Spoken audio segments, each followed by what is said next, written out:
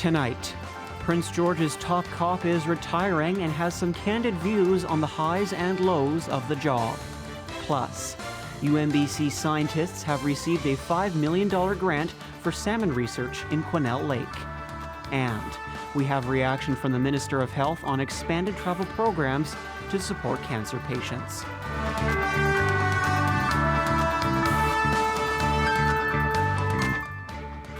Good evening and welcome to CKPG News. I'm Adam Burles.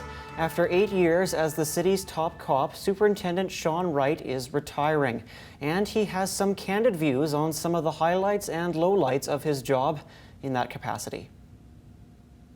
After 8 years at the Prince George RCMP detachment, first as an inspector, then superintendent, Sean Wright has decided it's time to turn over the role to someone else. The RCMP training camp of sorts is in Regina, Saskatchewan. It's called Depot, and the former top cop for the city says he wouldn't have changed a thing. It's an excellent opportunity. Policing is an excellent opportunity to help not only individuals but society as a whole. Particularly in the RCMP, there is a wealth of opportunities, and I don't even know how many 100 job functions there are in this organization, but there's something for everyone, and you can find your niche. And you know what? It's punishing and rewarding all at the same time. And I know when I started, there were old timers that told me in my first week, "Oh my God, I can't believe you're starting to do this now. Society's changed, and get out while you can," and I don't regret 1 minute of it. His tenure has had some challenging issues. The budget for the local RCMP is predominantly covered by the City of Prince George, and it means he has spent many a budget meeting looking for additional dollars to deal with some fairly significant issues plaguing this community. Drugs are top of mind. By far the biggest thing that I've had to navigate was the decriminalization, which lasted for a year, a little over a year, which is definitely one of the greatest public policy disasters, in my personal opinion, that has befallen this city. Those conditions exist in Prince George, that they exist in Kamloops and Kelowna and Nanaimo. Oh, Nanaimo is just frightening. And their downtown core is being hollowed out. And, so you got downtowns becoming ghost towns. He says in his decades-long time as an officer of the law, he's never seen the streets not only of our city, but any city, as unnerving as now. I've never seen it like this, and looking back on my almost 30 years, much like yourself, there've always been homeless people, but there was never kind of this sense of fear and apprehension around that population that we see now. And I really noticed a shift probably around 2017, 2018, where it wasn't a friendly population so much anymore. And he attributes that to the opioid crisis. I'm not sure exactly what the answer is. I mean, it's not my job necessarily to put forth public policy, but it seems to me if you're sitting around waiting for individuals who are impaired by opioids to make a choice to get off opioids, that's a self-fulfilling prophecy for failure. But he adds he's proud of some of the achievements attained under his watch. We still have issues here, particularly in the downtown core, as most cities do. And something I do look back on positively over the last 5 years is our crime rates have decreased relative to the rest of the province and the country as a whole. So I want to say about 10 years ago, Prince George was always at the top of violent crime, the Maclean's list and all those things. So we've slowly worked at that and worked our way down. And I think definitely City Council and the support that they've offered has been key in adding some additional resources and giving us the capacity to focus on some of those problems instead of just running from call to call to call. And Wright has words for the person chosen as his successor. Check your ego at the door and just try and do the right thing, and everything should work out. Cheryl Jan, CKPG News. The University of Northern British Columbia recently secured one of the largest competitive grants in the university's history. As Tommy Osborne reports, $5 million has been granted for researchers to study how climate change is impacting salmon. The University of Northern British Columbia continues to see sizable grants come its way, as $5 million has been awarded to a team of researchers to study how climate change is impacting local salmon habitats. There are concerns about declines not just in the ocean, which has been the concern for a number of years with ocean warming and changing conditions, overfishing, et cetera, in the oceans, but also in the interior habitats. There's also declining elsewhere, especially due to things like the Big Bar Slide from 2019, and then now again, we don't know what the impacts of the Chilcotin landslide will be. The study will focus on Quesnel Lake, but the findings there will be applicable to many other similar habitats. Many factors are being studied, including, but not limited to, food sources, sediments and gravel, the effects of flooding and drought, and more. We're looking at the physics of wind movement, the physics of water movement, how that moves materials around in the lake, but what those materials do to generate growth for the lower levels of the food web, which then provide food for the salmon. $2.5 million is going towards funding for the team, while the other $2.5 million is going into constructing a new building and bringing upgrades to the Quesnel River Research Center, bringing with it new technology and new spaces. We've got a multi-purpose building, which is our first new building since the 80s when the place was built. So we're really looking forward to having this addition to the facilities. Among other things, the new facility will bring new labs focused on ecotoxicology and more experimental operations for both teaching and research, workshop rooms, hatchery improvements, and many more features. We upgraded some of our deep water wells. We added some new holding tanks for fish. We've improved the electrical output and some of the water supply sources. This is just one of several large grants UNBC has received recently, as earlier this summer $2 million was also granted to 11 other researchers, which the university says allows it to continue leveraging its unique northern perspective for world-class research. Tommy Osborne, CKPG News. A home invasion early this morning has led to 4 people being arrested. Our Prince George RCMP say police were called to a home on Lalonde Road at 12:30 a.m. on Friday after shots were fired. Police located a suspect vehicle on 15th Avenue, which later crashed near the intersection of 15th Avenue and Allward Street. One of the suspects was arrested while the 3 others fled. The other 3 people were arrested a short time later, and police located a firearm at 15th Avenue and Foothills Boulevard, which they believe was involved in the incident.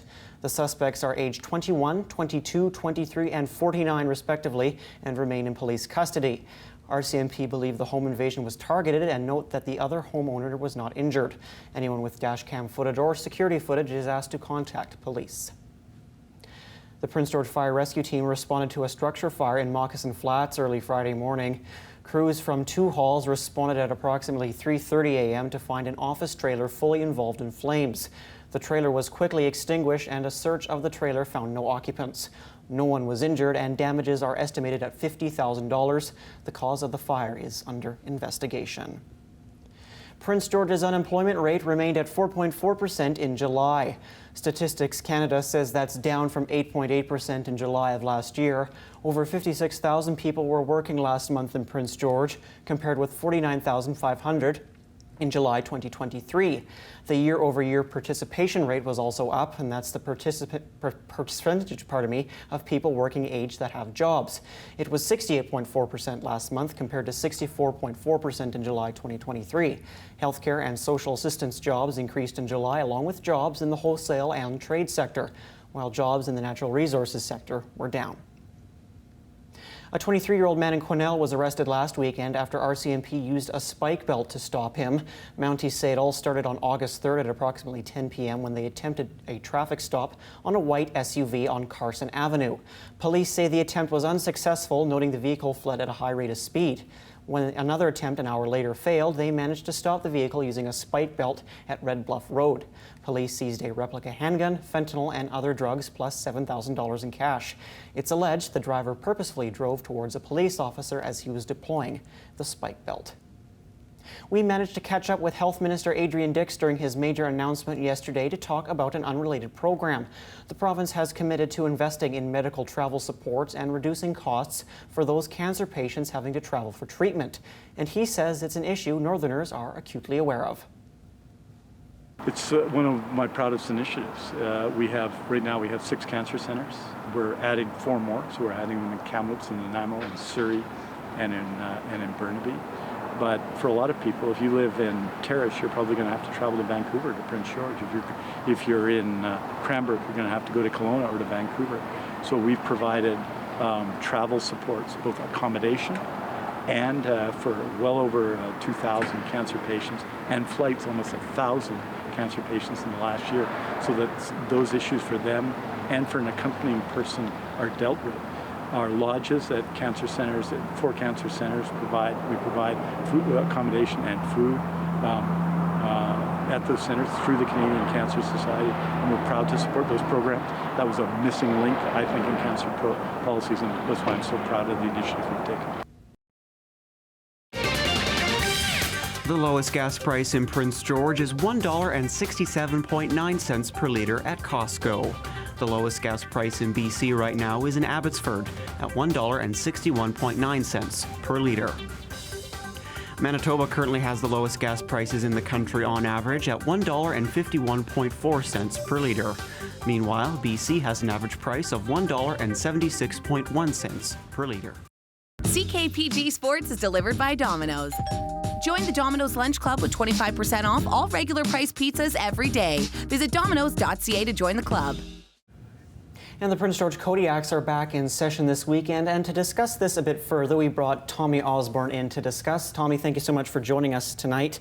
So Tommy, tell us a bit about some of the details for tomorrow's game. Well, absolutely. It's going to be the second home game of the Kodiak season, the 4th game of the season overall. It is against the Valley Huskers. The game starts at 6 p.m. tomorrow at Massage Stadium. But the gates open at 4 p.m. so the party can get started early. Go down to Massage Stadium, cheer on our Kodiaks as they look for their second win of the season. And the nice thing about home games for the Prince George Kodiaks is that they always seem to be quite full. I know that the first home game of the year was well attended. Even games last year were always well attended, so I'm sure people will turn up for tomorrow, and the weather being nice too always plays a part in it. So you mentioned 4 games played so far this season, or will be 4 games coming up tomorrow. How has the season been so far for the Kodiaks? Well, you mentioned the home field advantage. That is absolutely true because the first game of the year for the Kodiaks was a home game, which they won. But unfortunately, the next 2 games haven't gone quite as well. In fact, the most recent game was, unfortunately, a 42-7 blowout to the Langley Rams. So we're 1-2 on the season, started well, 2 losses. So trying to get back into the win column. Now, it is still early into the season. It's game 4, as we've both mentioned. So there's no need to hit the panic button or anything like that yet. But this is a big opportunity for the Kodiaks. They're currently 5th in the standing in the BCFC. The Valley Huskers are 4th. So a win here could maybe help us leapfrog in the standings, make up some ground from the 2 losses we faced earlier. So pretty even teams in the standings so far. Again, lots to improve on, I'm sure, from last game. They couldn't get much going in terms of last game from what I was reading. So what do they have to do to win tomorrow? Really get things going tomorrow? Well, yeah, absolutely. Again, when it's a 42-7 blowout, there's not too much going in your direction. But let's start with some positives of the season. The receivers have been fantastic. Carson Breer and Myron Brown both have more than 200 yards on the season. Carson Breer has 4 touchdowns in just 3 games played. So I think for the Kodiaks to win this game, get Carson Breer, get your playmakers involved, get them in the end zone, get those points up, right?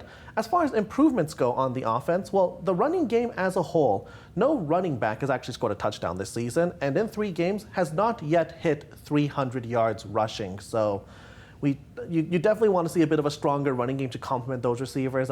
Defense-wise, again, on 42 points allowed in the previous game, 45 in the second game, which was also a loss. Even in the win, there was 34 points allowed. The defense is making plays. 6 interceptions on the season, 8 sacks. The plays are there, but 34, 45, and 42 points, it's just too much. It's really hard to win a game when, right. Hey, you tell your offense to score more than 45 points. That is a tall order for any team. So the defense has got to tighten up too. Well, they're going to have to use the home crowd to their advantage as Absolutely. well. Tommy, thank you so much. Absolutely. Good evening again. We are in for a pretty nice weekend overall, but we'll leave a chance of a shower and risk of a thunderstorm in there for our Saturday. So that could be the day that we see most of the pop-up precipitation that may be moving through the province. Our satellite taking you back today. Again, we're seeing kind of a mixture of a lot of things happening in and around the region. We've got some heavier rainfall here up the north coast, but certainly not going to see anything in the way of real rain here where we are, but just that chance on and off throughout our Saturday and even into our evening tonight as well. But you can see it's just the scattered precipitation. And again, the thunderstorms are something that we could see as well. And this is right down through the southern half of the province, even the south coast. But all in all, it looks like a pretty decent weekend. We will see the temperatures let up a little bit into early next week. So this that will be sort of a cooler trend that we get into as we start Monday, Tuesday. And I'll show you more on the extended in a moment. But this is our day tomorrow. So we're up to 28. It's still going to be very warm out there for our Saturday and Sunday. 30 degrees Fort St. John. So a very hot one up there. And again, we're watching the smoke. That's something that, again, we've been seeing for days and days, local smoke for the most part across the province. But now we're seeing the possibility of it becoming a little thicker getting into the later part of the weekend. So we're watching any of those air quality advisories that may come into play. 32 in Kamloops. Again, lots of action happening for them going into the day tomorrow, but very warm. 26 Vancouver, Victoria as well. And we have seen some heat warnings along some areas of the island, mostly inland, but certainly still going to be a pretty warm weekend overall. 30 degrees Quesnel,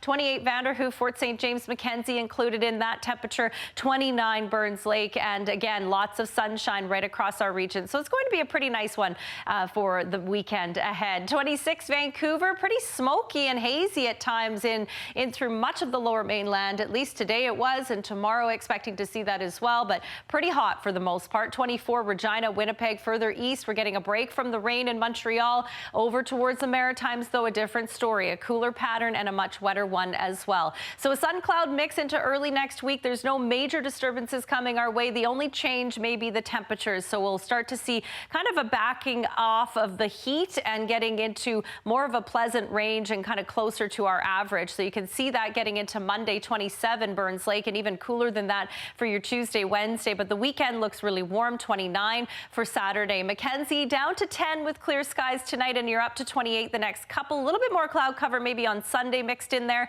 but overall a nice and sunny weekend for the most part. McBride, 8 tonight with mainly clear skies, 29 tomorrow, a hot one for you tomorrow and Sunday. And then we're seeing things kind of shift a little bit into early, middle of next week even. If you want to look this far ahead, 22 degrees for Wednesday. So that could be possible with some showers moving in. So a different pattern on the way. 10 degrees tonight in Quesnel, but up to 30 with sunshine tomorrow. And for us here in Prince George, we're looking at lows of 9 tonight, 28 degrees, sunny sky for the next couple of days. Again, the clouds could thicken a little bit on Sunday and Monday as well, and then we see temperatures go down come Tuesday to about 23 or even 24 degrees. CKPG Sports is delivered by Domino's. Join the Domino's Lunch Club with 25% off all regular price pizzas every day. Visit domino's.ca to join the club. Well, it was another huge day for Canada in the Olympics as several athletes hit historic milestones today. The Canadian men's 4x100 meter relay team earned the gold medal, which made Andre de Grasse the most decorated Canadian Olympian ever, alongside Penny Oleksiak, as both have 7 medals each.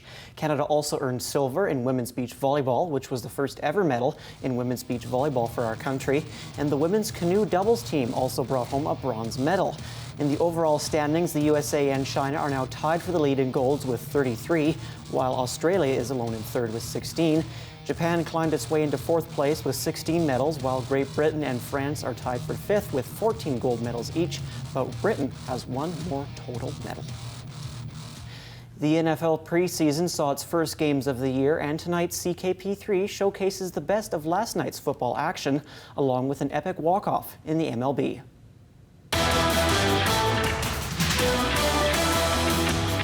Starting off with a historic walk-off. Out to right field, and it gets on past the lead! Raley is in! Arozarena, Blitz running anchor! He's on his way home! The Mariners win it! They walk it off in the 9th inning! That man does it again! Mitch Haniger! What a win for the Mariners, and what a moment for Mitch Haniger. That's his 8th career walk-off, which is the most in Seattle's franchise history. It was a huge win for the Mariners, who found themselves in a 3-game losing streak and needed a win to keep pace with the division-leading Houston Astros. Next up, video game mode. For run plays that I've hit. Look out. Get out of here. Fans love it. They love it. There it goes.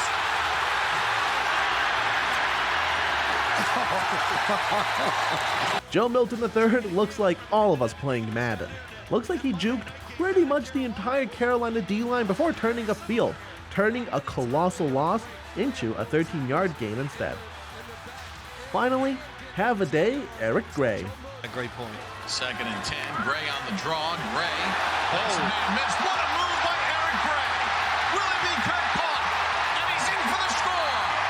There were questions about whether or not Eric Gray would remain on the roster following a Giants offseason that saw them revamp the running back room, but performances like this are sure to cement his spot on the team. He did it all, scoring both Giants touchdowns on the game, solid runs, and spectacular catches in tonight's CKP3. That's all the time we have tonight. Thank you for joining us tonight. Your last look is the Nechako River. Thank you again for joining us. Have a great weekend.